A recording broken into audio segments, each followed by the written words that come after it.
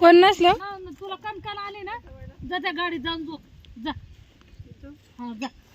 आणि काय करायचं मग मी ते बघत मी घाबरतच नाही. तुला कणकण आली का? काय म्हणते पिंटी नाही तर मला आज कणकण आली. तू सांग कणकण आले व अंग कमरेच्या खाली हात पायाचा थरका मला जाण